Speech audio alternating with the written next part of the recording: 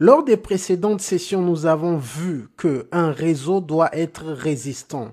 Et dans le contexte d'un réseau local, d'un LAN, nous avons besoin d'interconnecter les switches avec plusieurs connexions, donc plusieurs links, afin qu'ils soient résistants, de telle sorte que si un link, donc une connexion est down, que le trafic puisse passer par la deuxième connexion, donc le deuxième câble.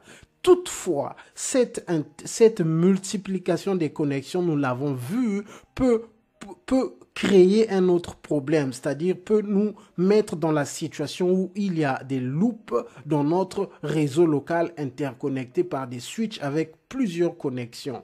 Et donc, pour remédier à cela, c'est Spanning Tree Protocol. Et nous avons aussi vu les problèmes que les loops peuvent causer. Mais alors, à partir de ce moment, comment est-ce que Spanning Tree Protocol arrive à contrôler les loops?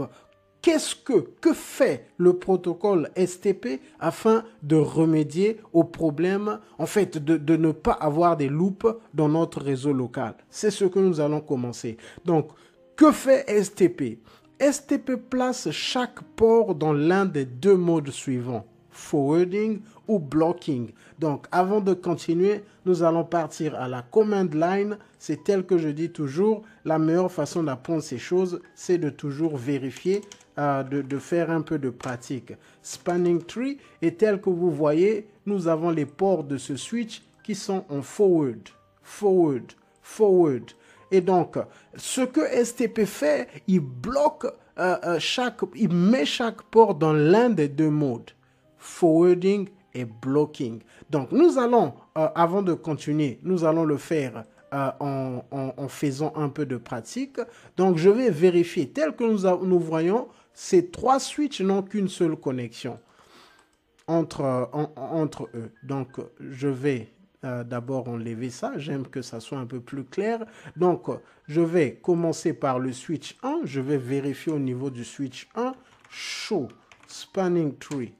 Et donc, tel que nous voyons, si nous descendons un peu, nous voyons que tous les ports sont en forward. FWD veut simplement dire forward. Lorsque nous faisons la même vérification au niveau du deuxième switch, show spanning tree, nous voyons que tous les ports sont en forward, en forwarding mode. Lorsque nous venons au switch 3, nous venons de le voir, tous les ports sont également en forward parce que ces switches n'ont qu'un seul link. Et nous sommes toujours dans la situation où notre réseau n'est pas résistant parce que si ce link est déconnecté, nous ne pourrons plus communiquer avec le switch 1. Mais nous allons introduire la deuxième connexion afin de rendre notre réseau résistant. Donc, nous allons prendre cette connexion, nous allons mettre ici et nous allons alors vérifier. Donc, pendant que les switches sont en train de travailler, les ports en forwarding mode fonctionnent normalement. Ils transmettent et reçoivent les frames. Les ports en blocking mode ne reçoivent pas et ne transmettent pas les frames, excepté les messages de STP et d'autres protocoles de gestion. Ils ne prennent pas connaissance des marques. Nous avons dit que les switches doivent learn les marques lorsqu'ils reçoivent les frames. Alors, ici, c'est l'exemple qu'on nous donne. Nous allons maintenant repartir à ces switches et nous allons vérifier si quelque chose a changé au niveau du switch 1. Rien n'a changé au switch 1 parce que tous les ports sont toujours en forward. Nous allons vérifier au deuxième switch. Nous voyons que tous les ports sont en forward. Nous allons voir si quelque chose a changé au niveau du switch 3 et tel que vous le remarquez, effectivement que quelque chose a changé. Avant, le 0,1 était en forward parce qu'il n'était pas connecté, mais maintenant que nous l'avons connecté, il est en blocking, BLK, donc c'est blocking, alternate blocking, donc c'est la même chose que nous voyons ici. Alors, lorsque nous allons avancer, nous allons voir comment est-ce quels sont les critères pour bloquer, pour être forward, mais pour l'instant, comprenez que STP place chaque port dans l'un de ces modes, forwarding ou blocking. Alors, changement et convergence du réseau. Le statut des ports peut changer en cas d'événement dans le réseau. Par exemple, une connexion est down. Ici, je donne l'exemple. Ici, là, nous sommes dans une situation normale. Mais, par exemple, je vais dans le switch 1. OK? Je vais admin down cette interface. Pour ne pas dire que déconnecter le câble. Je fais interface, ETH 00. Je fais shutdown. Et donc, il y a un changement parce que ce lien n'est plus utilisable. Nous allons attendre pendant un moment puisque ce port était en blocking. Nous allons voir s'il est toujours en blocking. Nous allons attendre un peu. C'est sûr que Spanning Tree est en train de travailler. Lorsqu'il y a un événement dans le réseau, STP transmet les messages qui permettent à tous les switches du réseau de prendre connaissance de l'événement et de converger vers une autre topologie si les conditions sont remplies. Effectivement, ce que je viens de faire, le fait que j'ai admin down cette interface, c'est un événement dans notre réseau. Donc, les switches sont en train de fonctionner pour converger vers une autre topologie. Nous allons profiter de vérifier encore. OK, 0,1 est toujours blocking, 0,0, show spanning tree, tous ces ports sont toujours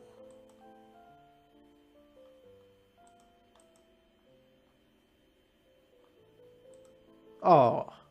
Vous voyez effectivement, c'est le switch 4 que j'ai admin down. Le switch 4 est ici. Donc, ce n'est pas le switch que je voulais admin down. Excusez.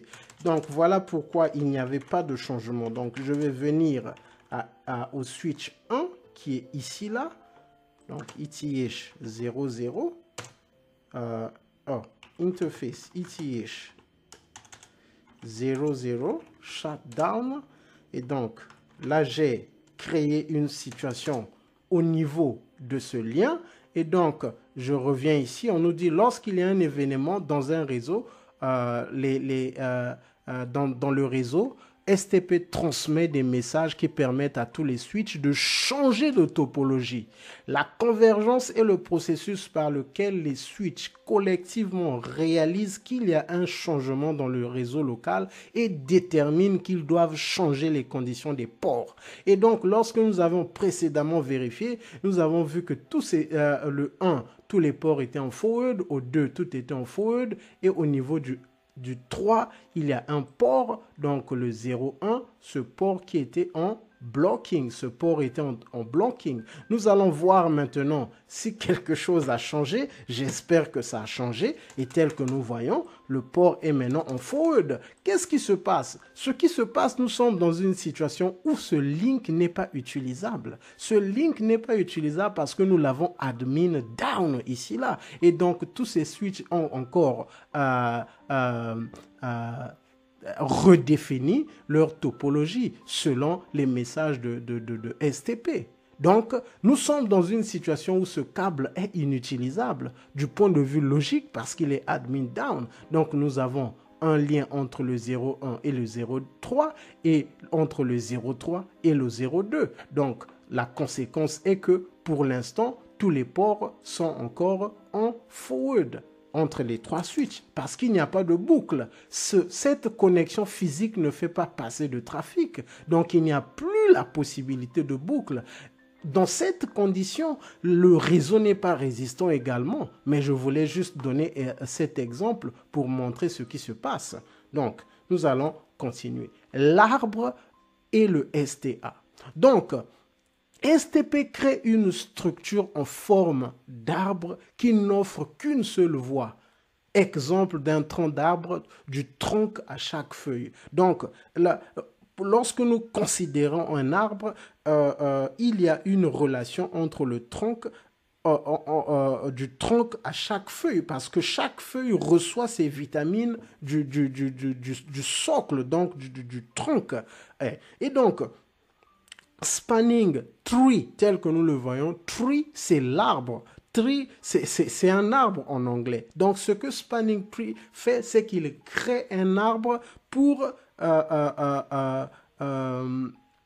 créer une seule voie pour chaque connexion. Il s'agit d'un arbre des interfaces qui sont en mode forwarding. Une seule voie path vers et en provenance de chaque link. Le processus utilisé par STP est appelé Spanning Tree Algorithm. STA, donc en abréviation STA. STA place certains ports en forwarding et d'autres en blocking. Nous venons de le voir. Les 3 critères pour être en forwarding mode. STP sélectionne un route switch et place toutes les interfaces ports du route switch en forwarding state et sont des designated ports. Tous les autres switches sont appelés non-route switch. Alors, nous allons nous arrêter et nous allons repartir. La première chose que je vais faire avant d'oublier, je vais enlever le shutdown que j'avais mis ici. Je vais mettre nos shutdown afin que notre topologie puisse être encore tel qu'il était. Et lorsque je vais faire show spanning tree, vous allez remarquer que le 00 est en blocking actuellement. Je vais faire ceci. Ici, le 2, tout est en forward. Je vais vérifier au niveau du 3.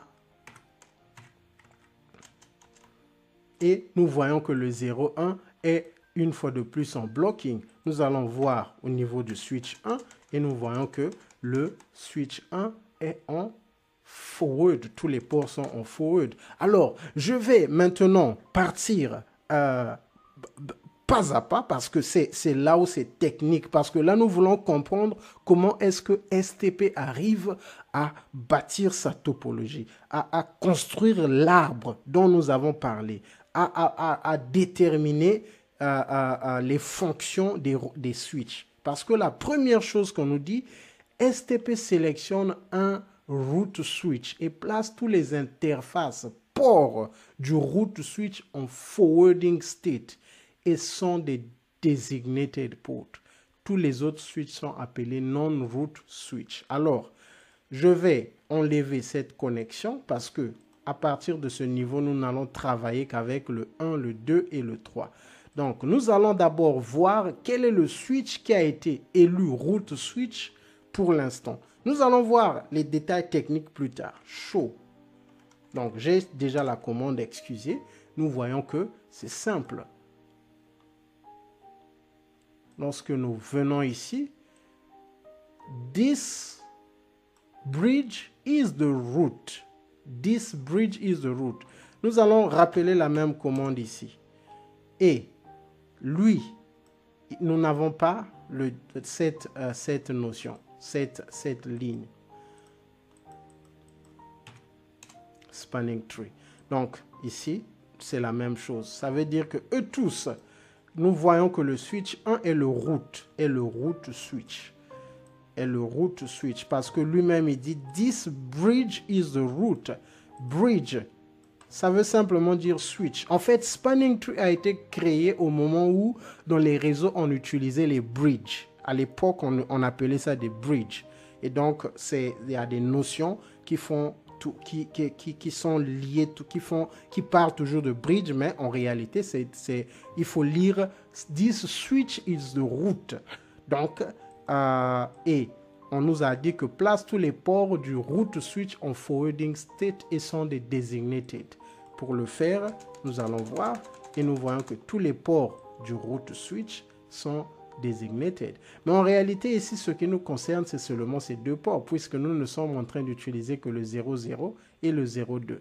Les autres ne peuvent être qu'en forward. Donc, lorsque je parle des ports, et en réalité, parce qu'il faut être très précis, Spanning Tree considère les ports qui sont opérationnels. Donc, ici, c'est le 00 qui est connecté au switch 2 et le 02. Donc, ce sont les deux ports que Spanning Tree est en train de considérer. Donc, le 00 et le 02.